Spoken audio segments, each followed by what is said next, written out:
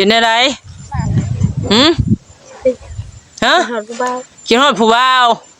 อุ้ยโก้ยเทวดาข่อยเอ๋ยบาดมันยังคือเป็นแบบนี้อันนี้แบบนี้ก็มีอยู่บ่อันนี้ว่าอีดีนะเขาให้ความบังเจ้าบ่เขาให้ความหวังว่าเขาสิเอาเจ้าบ่เขาจึงว่านั่นน่ะบ่เขาบ่โทรมาเขายังมาให้เจ้านะเจ้าจึงให้น้ำเขาบ่มีหยังคือให้น้ำเขาซะให้ชื่อให้กินฮอดเขาโอ้จังว่าอันนี้บ่ที่ว่าสาวโมคิดนำแดให้นำเมื่อกี้นี่น่ะถือเงินดอลลาร์โซอยู่วะเนาะโอ้จะเบิ่งในสนวนให้น้ำเงินบ่หรือให้น้ำอุ้ยจะเบิ่งไงเป็นได้สิจ้ะเนาะมันก็พออยากให้นำเบิ่งดูหาสาวโมงวกขึ้นมามึงดูเงยหน้าอยู่ห่าเงยมึงดูเขากับเจ้าน่ะเหมาะสมกันอยู่บ่เจ้าแหวนน้ำมือเจ้าว่าเขาชื่อว่าฝากมาหมั่นไว้จักซะจะบ่แม่นจักเล่นน่ะมีแต่ทองแม่นโอ้ทองบ่น่ะทองบ่มือน่ะให้หมั่นผู้ว่าวนะโอ้เพิ่นคุยกันก่อนหน้านี้นะถ้าบ่มีไผอยู่เฮือนได้แบบ2ต่อ2น่ะสิมาจังซี่บ่แต่นี่มันจังได้เรื่องแม่น้องชมพูนี่ฮะจะยังใช่เราไปไว้ๆนี่บ่ฮะยืนยันครับเก่าเอามองกล้องนี่กว่าเว้าน่ะมีแต่ก้มป้าก่อนหน้าเฮ้ยของอยู่ของกินบ่เคยกินบ่ได้นี่น่ะข่อยอยากเบิ่งเจ้าเว้านี่เป็นนี่ได้ติมันยืนยันคำเดิมคือบ่ให้เราอยู่นำแม่นบ่แม่น้องชมพูนี่สาเหตุ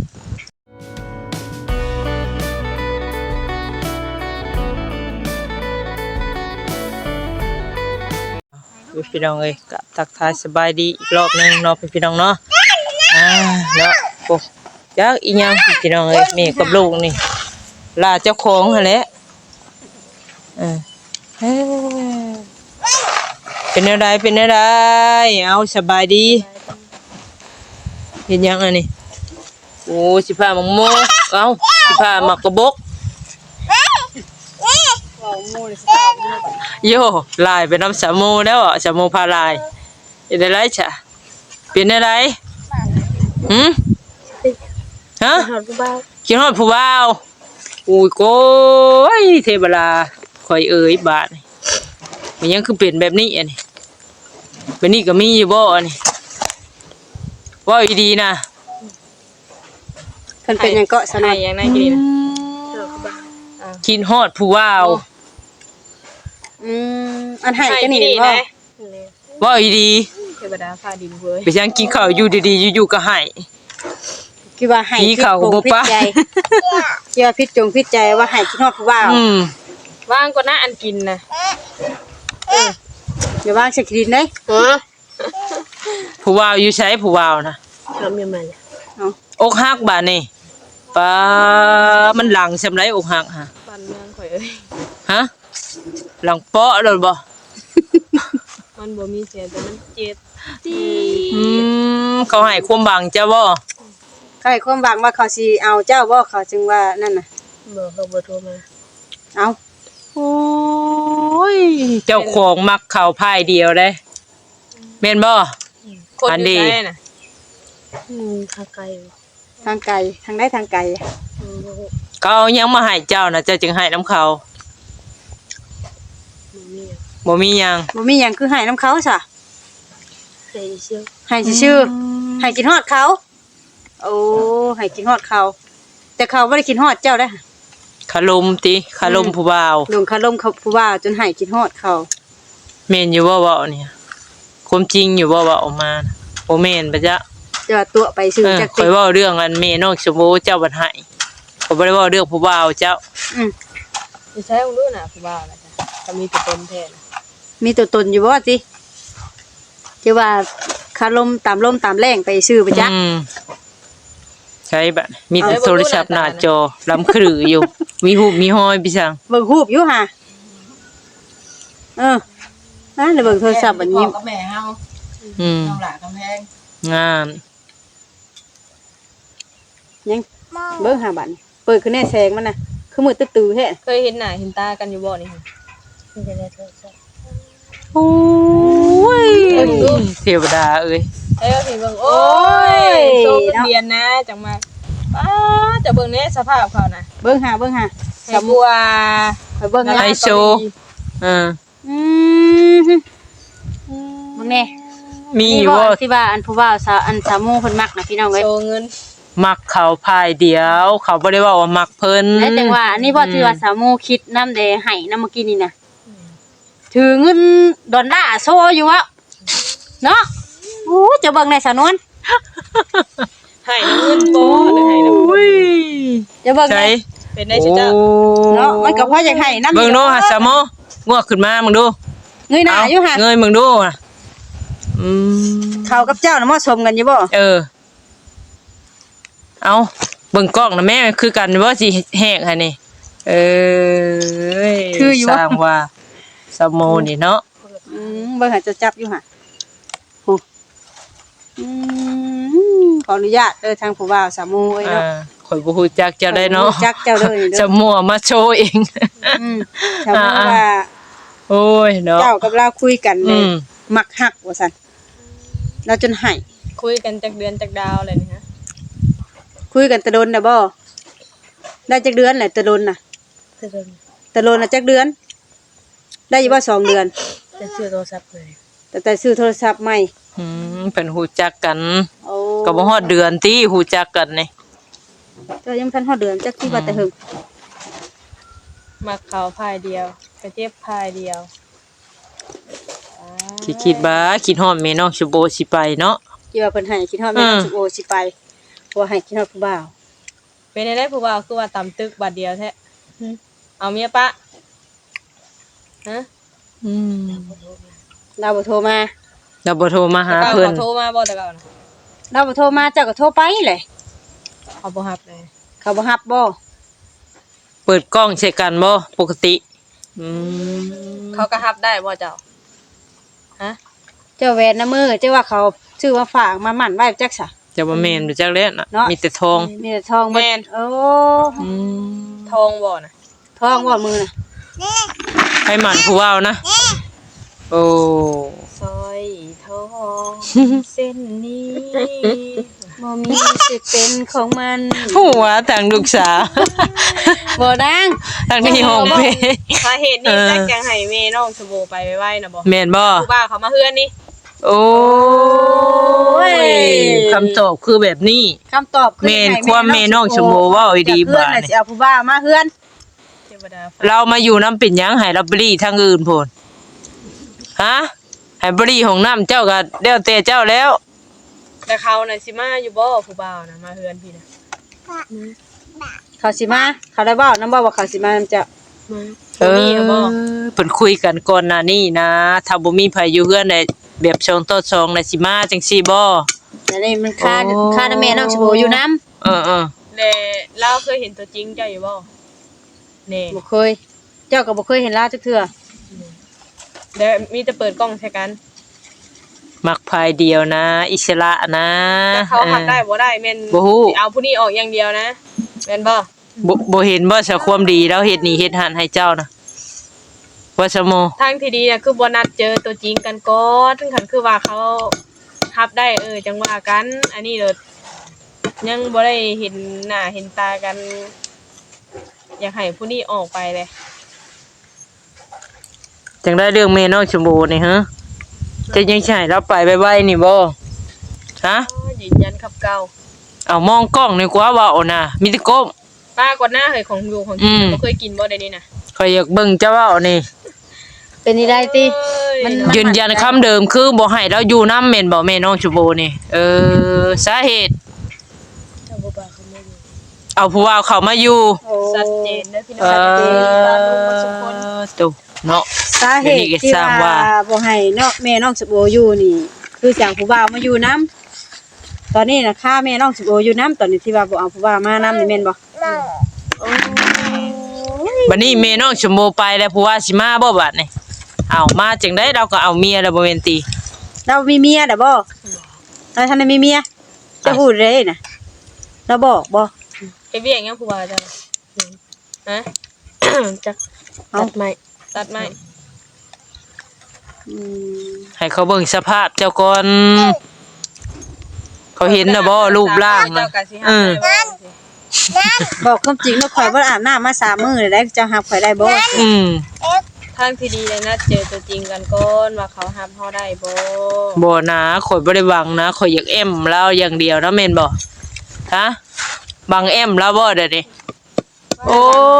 ชาวโมนี่ ที่ว่าสิเอามาเป็นลูกเป็นผัวบ่ได้ว่าสิเอามาเป็นตนเป็นโตนะ เออ วางแต่ว่าแอมนี่มีความสุขไปแต่ละมื้อแม่นบ่แม่นบ่เอ้ยเว้า น่ะโอ้โหตายห่าแล้วบาดทางที่สร้างบ้านแท้บาด ต้องการเรื่องนี้อยู่เนาะเจ้าว่าเนาะ แล้วบ่ได้หวังว่าเอามาเป็นลูกเป็นผัวแบบถาวรนะแบบว่ารักดินรักหยังแม่นมีเมียเขาก็สิดินบ่ซะอ๋อมีเมียก็สิดินบ่วะมีสติอยู่ว่านี่ จักเว้าไปเรื่อย ฮะครั้งนี้เนาะป้าลุงเบิ่งทั่วโลกได้นี่บ่แม่นของเล่นได้ ๆ นี่จะตอบ เว้าดีๆได้ บ่ดีมีสีแก่ตัวเด้บ่ชั่วบ่ติเบิดได้ป่านนี้น่ะ คิดอยู่ว่าก่อนเว้าคิดทบทวนที่ดีแล้ว อืม ใจเรามักแค่นี้เนาะใจเราเนาะ แม่นเป๊ะ FC บ่ผิดหวังเนาะที่ว่าเพิ่น เบิ่งนะ เพิ่น คอมม เบิ่งแม่นคอมเมนต์มาหลายคนว่าแล้วอาจสิบ่สะดวกสบายเรื่องผู้ว่าผู้ชาวหั่นแหละ ที่ว่าแม่น้องสิโออยู่นํเนาะ แม่น สรุปแล้วก็เป็นแนวนี้พี่น้องคำตอบชัดเจน บ่มีผิดพลาดบ่มีผิดพลาดเลยเอาบัดนี้บัดเอาผู้บ่าวมานำแบบเพิ่นรับได้อยู่บ่ที่ว่าเจ้ามีลูกในบัดนี้เอาบ่ฮู้เอาว่าถามกันคุยกันคักแน่เจ้ามีลูกได บ่ได้บอกรายละเอียดนะแบบว่ายังแบบปิดลับอยู่นะแม่นบ่ตอนนี้ เบิ่งเอาก่อนสิได้มาอยู่ร่วมกันมันต้องบอกความจริงเนาะ เอ้าทิมลูกทิม ผู้ลูกเราบ่ได้ฮู้หยังได้ว่าแม่เพิ่นสิเอาผู้บอกผู้บ่าวมาอยู่นำเนาะ บ่ได้ฮู้ซ้ํ อ่านโมเอิ้นน่ะโม บ่ได้เอิ้นแม่เอิ้นชื่อเลย เอิ้นชื่อเลย โอ้โมโม อืม FC ผิดหวังในตัวเจ้าลายโม้ยบ่คิดว่าเจ้าสิเป็นคนจังซี่ โอ้ย แม่นบ่แม่นเชื่อแน่บ่เชื่อแน่จำแนวใดเดี๋ยวนี้นะ มันเอาก็บ่ได้ มันมี ปักมุกปักใจแบบ มัน เชื่อ มีแนวใด บบ แนวหนึงหั่นแหละ ยันมีแนวใดแนวหนึงที่มีเรื่องหมากทานกันกับอันแม่น้องสิโออยู่กับบ่จักหักแต่บ่เว้าออก แล้ว มา เป็นหยังชาจักคือว่าญาติแม่น้องสมบูรณ์นี่นํเรื่องเนี่ยบ่ดีมา เป็นหยังอาจจะคือว่ากับเราเป็นนั่นค่ะ ก็คือว่านั่นจ้ะ บอกเราจะดีอย่างเอาผู้ว่ามาอยู่นํกันเนาะไปหาเรื่องกันแม่นั่นน่ะเฮ้ย เสียมุกเสียใจเลยเนาะ แต่ว่ายามอันนี้นะยามถูกน้ำยากับไปหาสู่ชนนำกันลูกเต้าก็เราเอาให้แล้วก็เบิ่งเองช่วยกันอยู่ เอาคือเก่งหัวไปนั่นน่ะ คือแกล้งหัวและสาเหตุเพราะหยังนั่นน่ะบ่เข้าใจเด้เว้าให้เข้าใจนะกว่าสามโมงแกล้งหัวแล้วบ่เข้าใจเด้เนาะ เรื่องมันมาฮอดขนาดนี้เลย บ่ต้องย่านเราเสียใจหรอกเรื่องมาป่านนี้แหละมันเข้าใจผิดกันเบิดอันนี้น่ะ เก่งค่อยสิ เอ้า โอ้บ้าเฮงดิวันศิลก็บ่แม่นมื้อนี้กูบิดเลยวันศิลก็ได้ เกิดว่าสิใช่โทษโทษทาง เว้าจักสิได้ก็นี่ว่าเรื่องแม่น้องสิโอว่าเป็นหยังว่าแกล้งหัวแล้วบ่มีหยังอันนี้แล้วคำที่แบบว่าพวกเอ้ยว่าเจ้าเว้าน่ะคิดแล้วบ่ก็จังว่าขอยย่านมันบ่แม่นแบบนี้แหละแม่นแน่บ่แม่นแน่เฮาก็บ่ฮู้ตัวนี้เนาะ คือว่ายันนาเรานำความเดือดร้อนมาให้นี่นั่นแล้วไปเฮ็ดหยังแล้วพาเฮ็ดหยังอ่ะนะว่าซะโม จะตำรวจ ฮะ ใส่ชุดด แล้วใส่ชุดดำมีหยังชุดดำ มันเกี่ยวหยังกับสุดดำบัด ำเราให้มาส่งผู้ชุดดำมาส่งโอ้ฮู้แล้วเราก็ไปผู้เดียวเฮาบ่เคยใส่เพิ่น อ๋อ ชุดดำนี่คือเจ้าหน้าที่แล้วบัดนี้หั่นทั้งเจ้าเฮ็ดแนวบ่ดีบ่ซะบ่อาจจะคือย่าน บ่เฮาบ่ได้ย่านอันน่ะเฮาไปผู้เดียวเฮาบ่เคยใส่เพิ่นนะ เฮาเอิ้นก็เราบ่ได้เอิ้นหยังละว่าแล้วเว้าในใดเว้าแบบตาความตกเหียเสียหายบ่ ให้ไปส่งแหน่เขาก็แนมเบิ่งเซย อ๋อโอ้ เพราะว่าเฮาไป ย ผู้เดียวเฮาบ่เคยใส่เพิ่นนะ ว่าไงคือแม่น้องสิโอนี่บ่มีรถมารถเพลหยังได้มาเพื่อฮอดเฮือนได้จักให้เพิ่นมาส่ง แม่นแต่ว่าคนบ่มาส่ง มันบ่มีเหตุผลจักอย่างเนาะจะเว้านี่นะมันสิย่านไปแบบไรเจ้าไปเฮ็ดผิดหยังจะว่าย่านบัดนี่ แค่ว่าบ่ให้เพิ่นมาส่งซื่อๆเนาะ แม่นเพิ่นบ่มาส่งแล้วก็จบ แล้วเจ้าสิย่านหยัง หรือว่ามีของกลางในตนในโต บ่มี อ้าวคือย่านซะ เฮาบ่ได้ย่านบ่เคยใส่เพิ่นจักเทื่อ เอาเอิ้นก็สิเป็นหยังเนาะแล้วแบบทักทายเด้แบบว่าชงข่อยบ่ได้บ่นี่หั่น ขอความช่วยเหลือเนาะ แม่นช่วยเดือ ขความช่วยเหลือให้มาส่ง เว้านํคน เป็นแม่ยิ่งไปค่ำคืนก็ย่านคือเว้าแหละ เพิ่นก็นำหลังเฮาอยู่เพิ่นก็คอยนำหลังเฮาอยู่เด้ ทั้งควรเจ้าหน้าที่เพิ่นเว้า แม่น เพิ่นเบิ่งน้ำหลังเจ้าก็เบิ่งไว้เอ้าเป็นไผเป็นหยังคือมาค่ำคืน ใครสิบ่เบิ่งข่อยยังเบิ่งเจ้าเดี๋ยวนี้ก็ได้ ว่าแต่ละเทื่อเขาไปผู้เดียวเนี่ยปวดติดตามนำหลังเฮาตลอดนี่ ใครติดตามหลังจาก แต่ค่าแม่น้องชโบเอิ้นเพิ่นนี่แบบว่าเพิ่นติดตามแม่น้องชโบตลอดบ่ครับชุมเจ้าบ่ ตามตลอด เพิ่นเบิ่งมันมีพิรุธประจักษ์ บ่นี่ครับเป็นบ้าให้คนเบิ่งนั่นแหละ ใช่ อย่างนี้เรื่องพิรุธให้เพิ่นสงสัยแน่เนาะเพิ่นทั้งเบิ่งและจับตามองซุมเจ้า เรื่องอันนั้นบ่มีหรอก มีแต่ว่าเจ้าน่ะรอให้เราไปเฮ็ดเวียกเฮ็ดงานเด้อบ่ให้คิดหยังกับเราหลายแบบช่วยกันเนาะมนุษย์มนาคือกัน ได้มาถึงขนาดนี้ก็สู่ความดีบ่ได้ดอกมันบ่มีไผสิมาอยู่กับเจ้าได้ตลอดดอกเนาะทุกคนมันก็ต้องมีเป้าหมายในช่วงที่ว่าขับขันหรือว่าตกทุกข์ได้ยากค่ะที่เพิ่งก็ช่วยกันไปสมมุติเฮ็ดจังได๋ซะเนาะก็คิดเห็นในข่าวว่าต่างคนก็ต่างบ่มีกัน เคยผ่านทุกอย่างนำกันเนาะแต่ที่ผ่านมาไป ได้หับเรามาเด้ซะเนาะที่แรกฮะเจ้าบ่อยากเราเข้ามาเป็นหยังคือหับเราเข้ามาบ่ยุ่ง มาแล้วบัดพอมาอยู่เฮิงเติบว่ามีการแบบบ่เข้าใจกันเนาะมีหยังก็บ่ปากบ่เว้าบ่คุยกัน แบบว่ามันผิดปกติแล้วเจ้าตั้งแต่ทั้งข่อยเข้าไปหามื้อนะแม่นบ่บ่ได้เว้าได้ว่าน้ำลาวบ่ มื้อไหนคือมื้อเขาก็บ่ว่า เมื่อยน่ะเป็นหยังคือเมื่อยเฮ็ดหยังมา เมื่อยก็ว่าเมื่อยเนาะข่อยเมื่อยเด้อข่อยคันตอบเจ้านี่นั่นก็ว่าไป ใครมันอึดอัดแต่เนาะ ผู้เฮาถามแบบหมู่บ่ บ่ ปาก อยา บ่ ก เว้า เฮ็ด ก็ คำน้อยคำใหญ่แน่กันคือว่าสิไปจากกันก็ให้มีแต่ความดีความงามให้มี เกรงใจได้อเฮ้ยเนาะบ่ติเราได้สะโมยตัวนี้เราก็เกรงใจเจ้า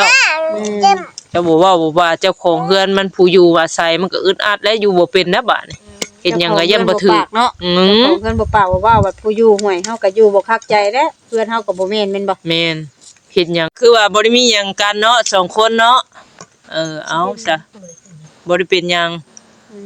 แต่เจ้าแบบว่าอยากให้เราออกไปไว้อยู่เนาะแต่เพื่อว่า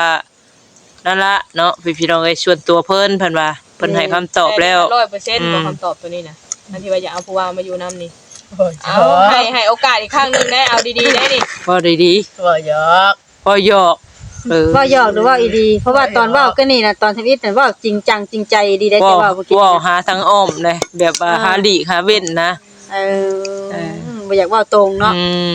เอาเข้าใจอยู่พี่น้องสองคนเนาะฮู้แต่ว่าระหว่างสองคนส่วนข่อยภายนอกคือบ่ฮู้หยังเนาะ เฮาก็ถามแล้วแต่เพิ่นว่าบ่มีหยังเนาะ แม่ เฮาก็ นแม่น บ่มีหยังนำเพิ่น แม่น แต่เรื่องในใจของเพิ่นสองคนน่ะ อาจสิฮู้ ผู้ให้ก็บ่ แม่ ฮู้ นแม่น แต่ว่าอยากให้ออกไว้ว่าอย่างนี้ยืนยันคือเก่าแม่นบ่ฮะ คำเดิม คำเดิมแต่เห็นผลหลายสารพัดเลยเนาะ อาจสิหลายกว่าหันเฮาบ่ฮู้นำเพราะว่าเฮาก็บ่ได้อยู่นำเพิ่นตลอดเนาะ จุดหลักก็คือเรามักความอิสระโซนตัวของเราเนี่ยเนาะอยู่งงๆกับหน้ากับลูกกับเต้าเรางงๆแง้มๆเฮ็ดหยังก็จะบ่ได้แบบว่าแบบย่านไผว่าหั่นนะแบบคนเคยอยู่งกหน้า เป็นอะไรอยู่นำเราได้เก่งใจแล้วบ่เฮ็ดหยังบ่ถูกบ่ฮะจังได๋ซะบ่อิสระ มันบ่เป็นการส่วนตัวบ่ หรือว่าอึดอัดแบบว่าการแนะนำเรานี่นั่น เบิ่ง หรือว่าบ่มักที่แบบว่าหาเงินได้มาต้องแบ่งกันไปนี่บ่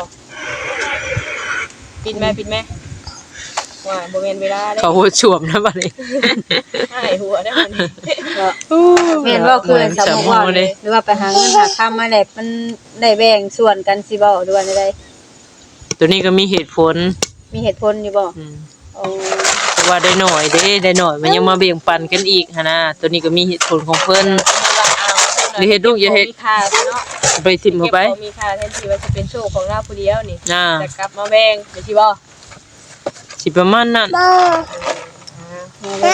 มันบ่คักตรงที่ว่าแบ่งกันน่ะมันได้น้อยว่าซั่นซะเนาะ ปกติเนี่ยเขาว่าเราไปหามาหน่อยๆหลายๆก็เป็นของเราเบิดแบบนี้ โมเฮ็ดหยังโมน่ะโมเฮ็ดไปไรมนฮะ ให้เนาะ ให้กับแม่บ่แม่แซงบ่ให้กันบ่ โมฮู้เรื่องอยู่บ่แม่เจ้าก็แม่ ดูเจ้าเป็นบัดเด้อนี่เด้อเป็นบัดเป็นไอได้ขี้มูกย่อยอยู่ อย่าให้กินหลายบักบกนะอากาศหนาว ขนาดเฮายังเป็นไข่ หืม ขนาดเฮายังเป็นไข่ เจ้าเองก็เป็นไข่เอาไปมาซะที่เสียงรถพึ่ง เสียงรถผู้บ่าวเจ้าจักสามโม แม่นจักบ่แม่น แม่นบ่เอาบ่แม่นก็แล้วไปซะเนาะ บ่แม่นก็แล้วไปรถไผน่ะมุนไปเบิ่งอยู่ห่ะ อันนั้น ปลาแล้ว ปลาแล้วปลาแล้ว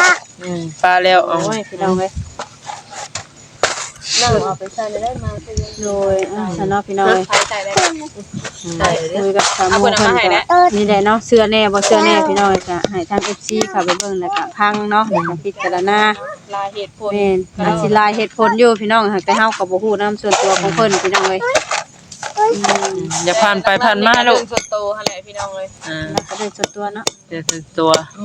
เดี๋ยวบอกใครบ่ได้เนาะ คือปิดลับได้ในบ่นี้เนาะเรื่อง เค ส่ว ลี น ยร์ ตั กับ ว หลัง นี่ ไม้ก็ได้มั้ย บ่อยากคุยกันหน้าไม้ก็เดี๋ยวคุยกันหลังไม้เลยสมูเด้อ เรื่องส่วนตัวเจ้าคือหยังสินะ บอกข่อยเด้อหลังไม้เด้อ เพราะ เดี๋ยว ว่า ข่อย เฮาก็ สิ อยาก แจ้งข่าว FC ทีหลัง เพราะว่าบ่แม่นว่าแต่เฮาแล้วอยากฮู้เนาะ แม่น FC อยากฮู้คือกันว่าเรื่องส่วนตัวสาวหมู่นี่คือหยัง เราบ่กล้าเว้าตอนหน้าเฮาเด้บางทีทางดังก็มีเนาะ แม่น หลังกล้อง คือว่าแบบลึกลับสินะคือบ่กล้าบอกกล้าเว้าเป็นจังซี่นะเนาะ มีเฮ็ดแบบ ก็ไปได้กันเกมตัวนั้นเนาะ แม่นหรือว่าเรื่องส่วนตัวอาจสิเป็นแบบผิดกฎหมายบ่หรือว่าถูกบ่เฮาก็บ่ฮู้ตัวนี้เนาะ แต่บ่ได้ดินในตี้ของผิดกฎหมายนะ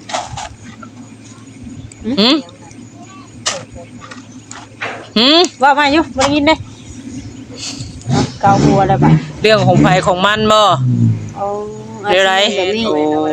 แบบใด เอาเนี่ยอะไรจ้ะคือว่าเรื่องของไผของมันว่ะบ่ใหม่เด้อ เขาบ่ฮักโอ้รู้เรื่อง โอ้ฉันบ่เอาจบข่าวซะเนาะบ่มีหยังหลายพี่น้องเอ้ย เหมือนเดิม มาอยู่จุดเก่าจุดเดิมบาดนี้ต่อไปไผก็บ่ฮับจักไผสิฮับเนาะพี่น้องเอ้ยบัดนี้เรื่องบ่แม่นเรื่องของเขาเขาก็บ่กล้าฮับบ่ได้เรื่องนี้เนาะสมมุติว่าหั่นนะ เอามีแต่ว่าสำนี่ล่ะเนาะเฮาก็เลยเว้าหลายไปแฮงหลายพี่น้องเอ้ย คนเฮาเป็นพ่อเป็นแม่กันเบิดแล้วเนาะแนวใดดีซัวฮู้เบิดกันแล้วแต่สิเลือกเส้นทางย่างเลือกทางดีก็ดีเลือกทางชั่วก็ชั่วเบิดปีเบิดชาติ ยังสิบอกยังข่อยนะมียังสิบอกข่อยบอกแม่ถ้าเจ้าเชื่อใจข่อย น่ะย่านเด้ ถ้าเจ้าเชื่อใจข่อยนะให้เจ้าบอกเจ้าเชื่ออยู่บ่เชื่อใจข่อยฮะ เชื่อใจอยู่บ่เชื่อใจสนวนอยู่บ่หรือว่าเชื่อใจเจ้าของ นั่นแหละ คนเหนียวเด้อเหนียวเลย หนีไหมหนีไหมมึงเมื่อได้วันนึง โอ้ยโอเคสัก เชื่อใจบ่เชื่อใจเพิ่นก็บ่กล้าเว้าเนาะมันเป็นเรื่องส่วนตัวเพิ่นพี่น้องเอ้ยเอ้าจะจบซำนี้ซะเนาะ โดยมีแต่สิจบซะนี้ก็แล้วซะเด้อมันคุยกันมาสิบ่ฮู้เรื่องนั่นล่ะส่วน เว้าหลังคลิปเนาะ FC รุ่นต่อไปพี่น้องเอ้ยข่าวอย่างนั้น รุ่น สิ ต่ เด็ อก ไป สิน้อยสิใหญ่ก็รุ่นต่อไปเนาะ โดยเอาสบายดีแน่โม สบายดีเพิ่นสิไปถ่ายเบาโอเคบ๊ายบายบายโนเอาเนาะพี่น้องเอ้ยใครคำนงแดงเนาะกับทางเฮาก็ได้ถามทางซัมโมเดลเนาะเพิ่นก็บ่กล้าเว้าเนาะเป็นเรื่องส่วนตัวเนาะพี่น้องเนาะมีแนวใดแนวหนึงหั่นแหละเนาะเพิ่นก็บ่กล้าเว้าจังไดก็คือว่าแหละพี่น้องเอ้ยตามนี้แล้วเนาะทางเฮาก็เว้าหยังได้บ่หลายพี่น้องเอ้ยได้แต่ซ้ำนี้เนาะจังไดก็ผิดพลาดกันใดขอโทษขออภัยพี่น้อง FC ป้าดงเบิดทุกคนเนาะสำหรับคลิปนี้ไปแล้วขอกล่าวคำว่าสบายดี